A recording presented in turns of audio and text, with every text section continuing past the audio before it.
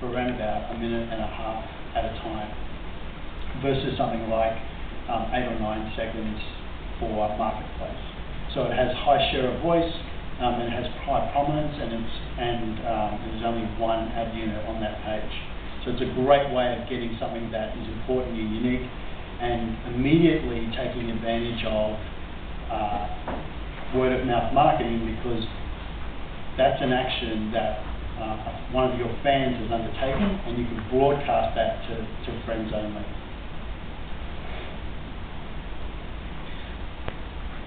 So this solves, one of the issues that we've had a great deal of is making sure that we're using that word of mouth marketing and getting it out there as much as we can. And we've finished now the sort of beta rollout of this product, and we're really seeing some fantastic results, not only in terms of engagement but response, which is really encouraging. So I want to talk a little bit now about how, just to give you guys I've talked a lot about maybe too much theory. I want to talk to you about how brands have actually taken that, putting people at the center of their brand experience and their consumer marketing, and how they've been successful. And the first one is Toyota Prius. And I really like this one because who's bought a car in the last 10 years? Probably everyone close to, well, this is Singapore where Corollas are $100,000, so maybe not. So Toyota recognised the consumer experience when you go to buy a car. Talking to a salesman is not always fantastic, because A, you know that they're there to sell you, and B, you know that they're probably lying a lot of the time, right? Not all the time, but a lot of the time. And they really don't have your best interests at heart, right? And that's just the nature of the beast. That's what happens when you buy a car. So what Prius did is they found, through their Facebook page, they found 5 really passionate Prius owners. And these people had owned at least 2 Prius models. They were incredibly connected with the car. They loved the car. They've been owners for 3 or 4 years, one longer, and they knew everything about the car. So these were the perfect brand advocates. And part of the really neat part of this campaign was that they worked heavily on the authenticity of the identity of these people. And that's one thing we kind of take for granted in Facebook, is that it's one thing I always say, and so far I've only got one person to put their hand up, hopefully I won't get more today, but hands up if you have a fake friend. There's one. You have a fake friend? Okay. So 2.5, someone put their hand up for more than half a second. So, but out of, I don't know, 60, 70 people here today. So, I mean, it's a very low incidence.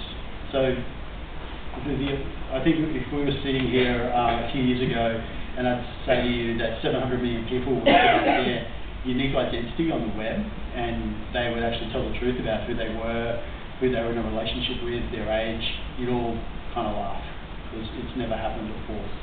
But with the authenticity of Facebook, you know who you're talking to. So the guy that was Bob in Atlanta, who's been a Prius owner for 12 years, I don't know if they've been out that long. He's been a Prius owner for a long time. You got to ask him questions about the car. It's like, okay, I've got, could I get some golf clubs and my kid's, scooter in the back of the car? Or can you really tell me the true story around, the fuel economy? Or how have you found reliability? What are the service costs? And all the sort of stuff that you ask when you're buying a car, but you actually got to ask a real person who didn't work for Toyota. And because Toyota were inherently incredibly confident about their product, they felt pretty good about this. And the experience was incredibly positive, not only for the brand and for the advocates, but also people that were buying the car. The feedback was incredibly, there was a lot of detailed questions, and the people that were generally asking the questions were also very, very grateful to get a independent opinion from someone about the car in that purchase, because it's it's not a cheap car. It's quite a considered purchase for a lot of people, and they want to make the right choice. And so this was the first time Toyota have done this, and this is an ongoing program now. This is one of my favourite case studies at Facebook, and it's about Chase Bank. Now, I'd like you all just to think for a minute. You're all marketers at a bank, okay? You've got two big problems. What are they? Anyone? Okay. First problem is everyone hates you. The second problem is all your products are exactly the same as your competitors. There's no difference. So, and then you've got the CMO coming in and saying, right, we need a Facebook page, we need a presence. This thing is like crazy, we've got to get involved, like, go do it. What do you do? Probably the first thing you do is don't talk about banking, you don't talk about interest rates. Because no one wants to talk about credit cards and how much you're going to get if you put away some money for 6 months and stuff. It's not particularly interesting. So how this started was Chase Bank just started talking about their charitable work, and they talked about the stuff that they did on a countrywide basis, but they also talked about stuff they did locally as well. And where that moved to was now they put up $5 million, which they were giving away anyway, and the community on Facebook gives it away. They vote on the programs and the charities and debate about who deserves the money. And again, going back to that really simple concept, it's like they've put people at the centre of their brand, and they've empowered their customers and their prospective customers, because anyone can come on here and do this, and put them at the centre of making decisions about stuff that Chase is doing. And that generally, and actually just quite generally makes people feel really good, because they're being empowered, they're having a say, they're being recognised as individuals. It's incredibly empowering. And we did a lot of work on researching the impact of Chase and the significant increase in awareness.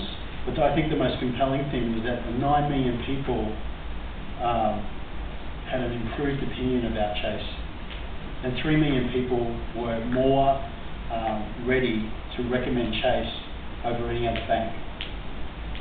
And this is something that I'm really big on. It's like, okay, that's nice you're doing that program, but what they would have done, either in a very intense way or maybe in a haphazard way, but someone would have asked at some point, what's the business problem that we're trying to solve here?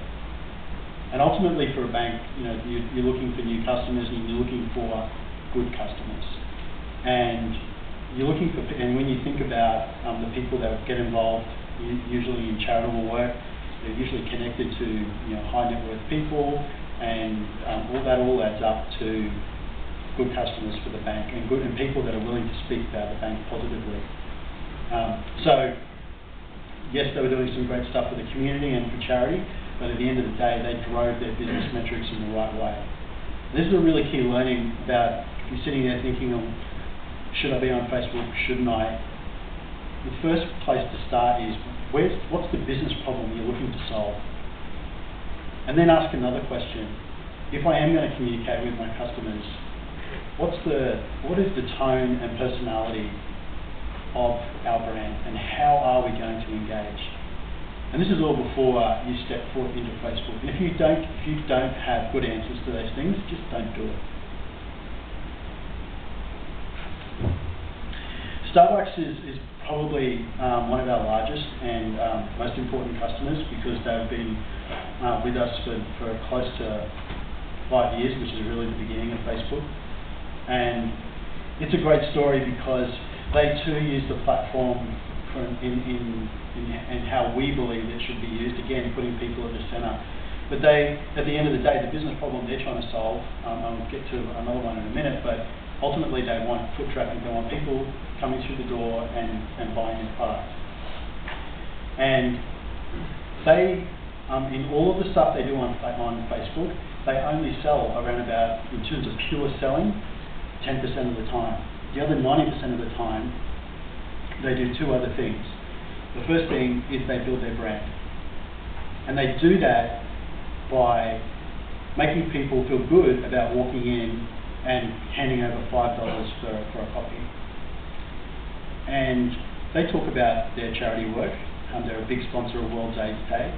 They talk about their commitment to the environment and how they're changing the composite of their cups so they, so that they're cutting down less trees. And they talk about their fair trade policies, so when they're buying coffee from farmers in Africa, they're doing so in an equitable way. All of that, as a consumer, says this is a good company, they're conducting themselves well, and I feel good about doing business with them. Tick, right? Second thing they do really well is they build community. And it kind of sounds like, right, build community, it's all warm and fuzzy. They do it in a really programmatic way. They engage with their consumers and ask them questions about their products and their stores and what things should they be looking for to improve their company and just generally engaging, even sometimes in a really frivolous way, like it's Valentine's Day. Are you going to take your partner to Starbucks for a coffee just to have some time, time to yourselves? Whatever. They're engaging. They're asking questions.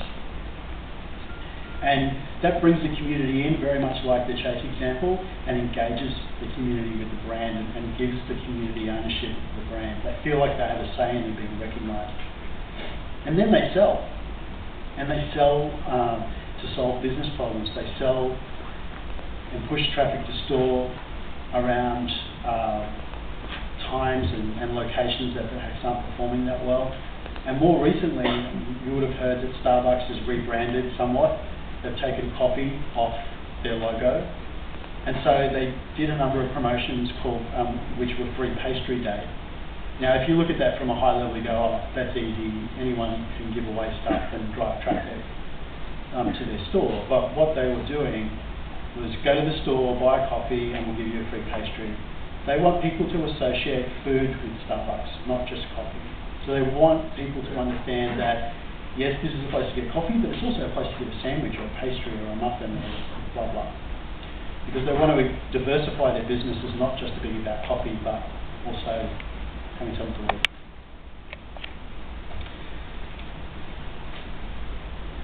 So I want to play part of a video that I think describes, I've talked to you about businesses and how a lot of companies have put people at the center of their product. This is one of the best examples about how Facebook has done that and how we involve the community in designing our product. And I love this video, and mainly because I spent 5 years at Microsoft, and I can guarantee you that if someone put up this idea, they'd be fired. So we're going to play about 1 minute 45 of this video. It's going to shut off soon.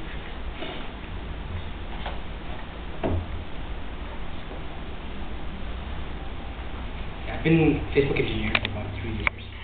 I've always been really interested in having a site available to everyone in the world. I have a lot of friends and family in South America, and it was really important to me to be able to connect with them.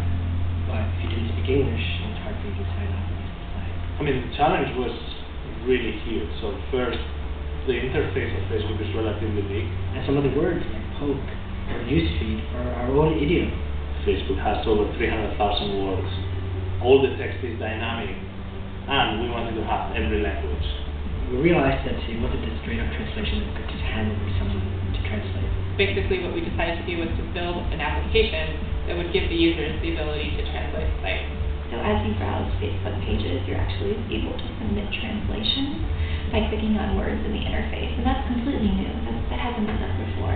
What's unique in our approach is that we came up with a really clever voting mechanism and reputation system, and that way we get the best translation going forward. When the translation app first launched, we were a little overwhelmed by its popularity, and so we had to make optimizations and improvements really quickly. But that's how we do things. We test and iterate here. It was incredible because you could see how many people, in a matter of seconds, would install the app and start translating something. In a matter of hours, hundreds and thousands of translations would be submitted. French was incredible. In less than 24 hours, more than 90% of the site got translated in French. I think Facebook is a great equalizer. Because now that it's available in so many different languages, no matter who you are, where you are in the world, you can use Facebook to share your message. One afternoon, sitting in his computer, total normal person in Colombia. Goes into a recruiting video and gets a little bit weird American-wise, so...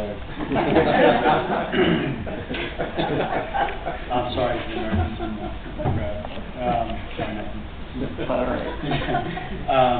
So that's all I have to share with you today. I hope that I've kind of given you how we think about social and probably giving you a number of examples about how to put and how important it is to put people in the center again versus thumping them with bowling balls.